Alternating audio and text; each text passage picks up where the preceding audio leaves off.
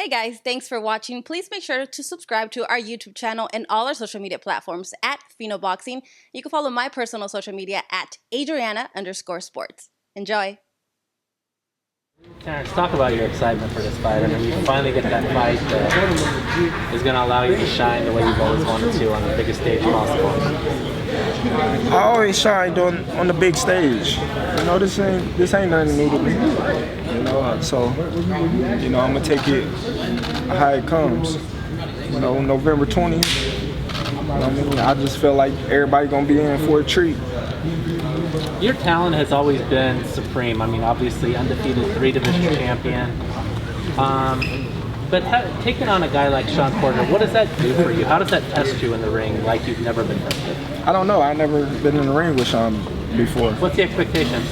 Well, I'm expecting him to come and, you know what I mean, do everything he possibly can do to get the job done like anybody else would. You know, I don't view Shawn no different than I view anybody else. Nobody want to lose when they step foot in the ring, so I believe he's going to prepared, ready to, you know, take my title, and that's going to make for a great fight because I'm going to be 150% ready for whatever he brings to the table. Is this the deepest amount of respect you've ever had for an opponent? Is that fair to say? No, not at all. I respect every single one of my opponents. It may not seem like it, but, you know, I respect all my opponents until, you know, it gets to that time where, you know, I'm about to throw them hands. Now, but of course, this is definitely a moment where, you know, everybody, all eyes is gonna be on Terence Crawford. You know, everybody already seen what Shawn Porter is capable of doing, but everybody want to see what Terence Crawford gonna do. You know, when I look at it, you know, all eyes are gonna be on me November 20th. Do you have to be extra special that night, or can you just win a fight? I mean, it's good enough, right? You beat Shawn Porter. I just want. Do you have to, in your mind, win in a spectacular fashion? I'm always looking to win in a spectacular fashion. You know, but a win is a win in my eyes. You know, no matter how it comes, any shape, form, or fashion, just win at the end of the day. But for me personally, I'm always looking to, you know, close the show and make sure that, you know, I look good doing it. Would it feel good? Because the only knock that people have on you is like the fights you've had. Finally, you could fight a name, and if you win, no one could say anything about you. Timeout.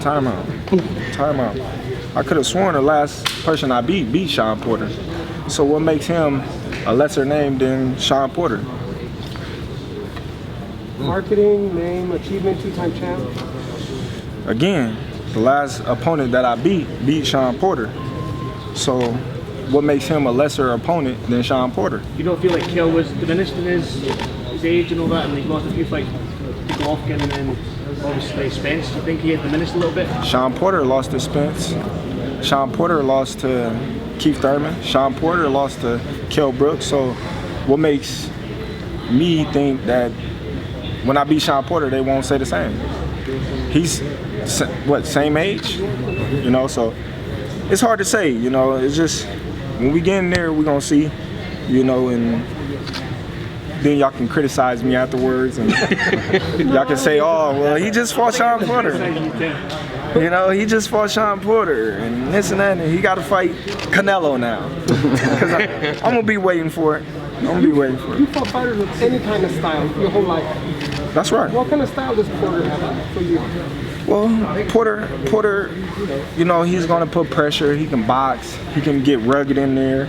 You know, it's no one style Porter that, you know, I see that everybody else see. You know, he has fast feet. He has good hand speed. He's very athletic. He's durable. So, you know, I really can't say which Shawn Porter I'm gonna see come fight night, but like I said once, and I'm gonna say it again, we're gonna be prepared for whichever style he brings to the table. You know, but a lot of people seem to avoid Shawn Porter. You seem to embrace this. Do you think with the great sensational victory, it'll silence the critics that say Bud Crawford, yeah, he is pound for pound, but who has he fought? And by the way, I'm in your corner. It depends on the fashion that I beat Shawn in. You see, everybody that's beat Shawn won on a split decision. So if I beat Shawn in a fashion that I beat everybody else, then they're gonna say, oh, well, Shawn Porter wasn't the same Shawn Porter. Or they're gonna say, oh, well, Shawn Porter wasn't the man in the division. So, you know, it really doesn't matter, you know. My thing is doing what I do best, and that's winning in tremendous fashion. And Do that's you what have I'm to make a playing. statement against Porter then? Do you have to go in there and do an absolute 12-round shot out, maybe something that nobody else has done, stopping him, knocking him down? Do you have a statement against Porter? Just win. Just win. It's never on my mind to go in there and knock somebody out or say, oh, I gotta win all 12 rounds.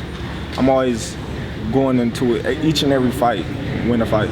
Do whatever you gotta do to win a fight, dictate the fight, control it, make sure you're in control, and you know, the rest will fall in place. No, but you know, a year ago when I talked to you, you know, people looked at you crazy about the idea of, you know, PBC and Top Rank came together for Wilder and Fury.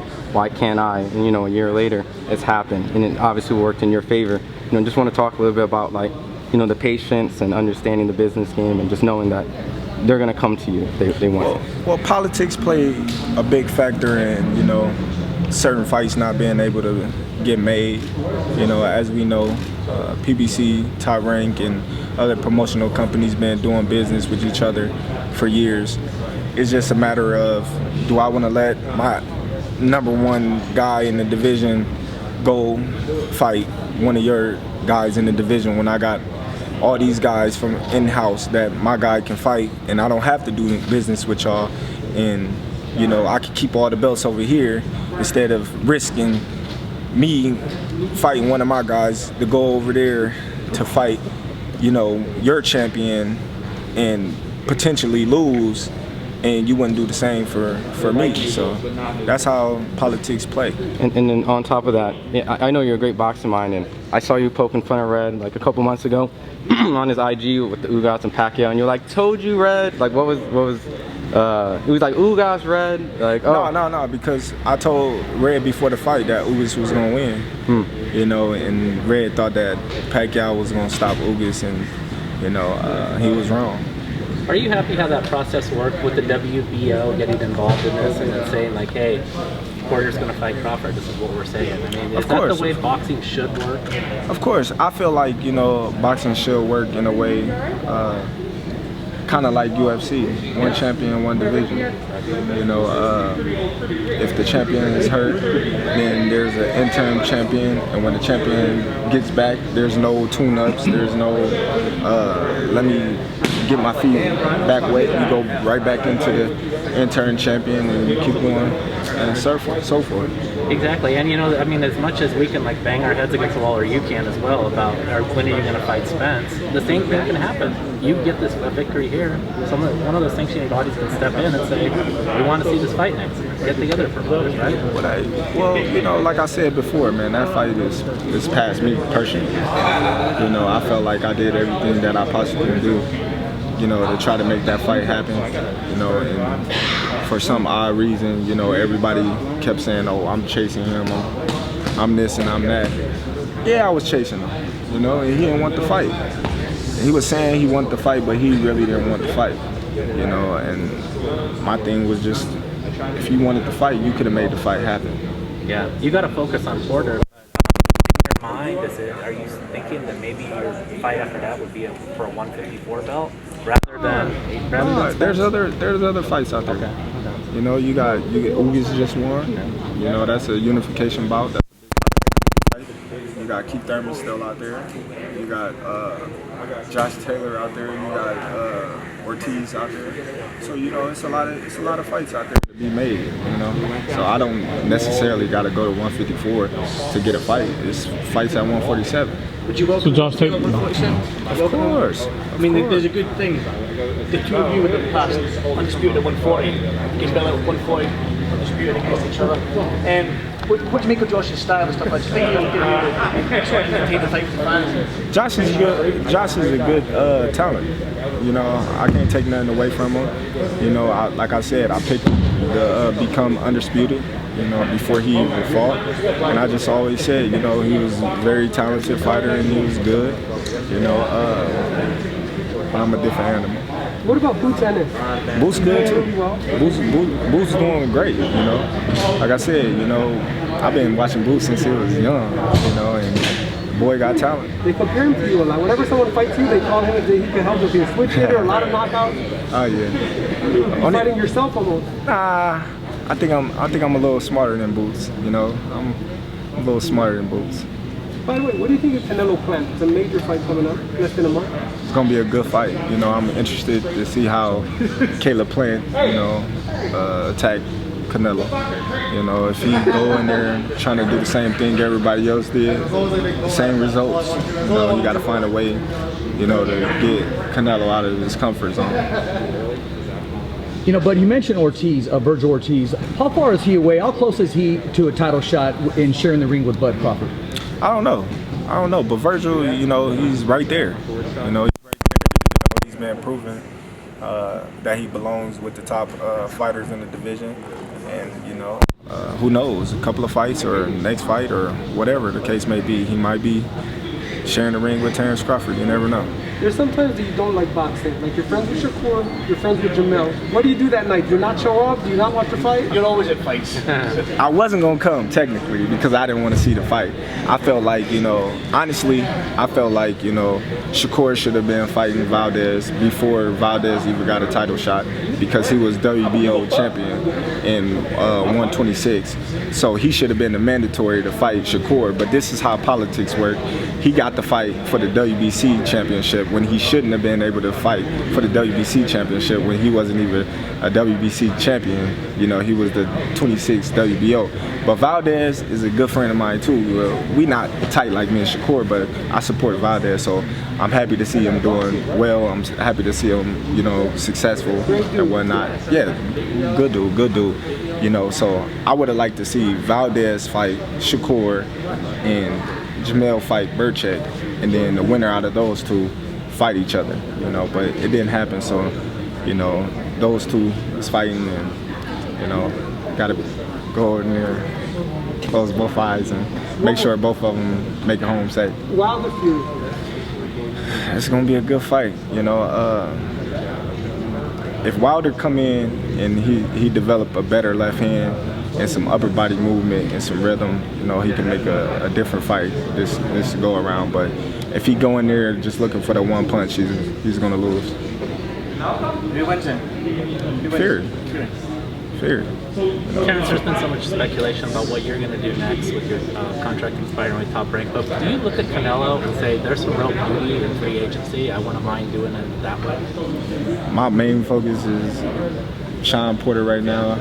After my fight, then, you know, we can think about all that when that time comes, but right now, you know, I'm more focused on the job at hand, and, you know, my promotional company is Top Rank come November 20th, so that's where we at. I gotta ask you this, you're very competitive. Amir Khan is very competitive. What's it like to have him in the gym? Have you seen his hand speed yet, up close? Amir, you know what I mean, he's doing good, you know what I mean, he's doing good. He left. We really too much didn't get to train together because when he was in camp, I wasn't in camp. You know, he was in camp with Jamel, so, you know, we really didn't get to train together. But a couple of days in Omaha, which we really didn't do too much of nothing. He wants Kell Brook fight. That's a good fight for him. It's a good fight for him. Hey, Regis Club Race mentioned that he may want to move up to 147. If so, is that somebody that you're interested in sharing the ring with? Regis? Yes, Regis. Man, Regis got to handle business at 140 first. Hey, bud, real quick, and just the whole Pacquiao retirement. Just, you know, I know you've always respected him, and with nothing else personal. Pacquiao, him retiring. Just thoughts on just his career and everything in total.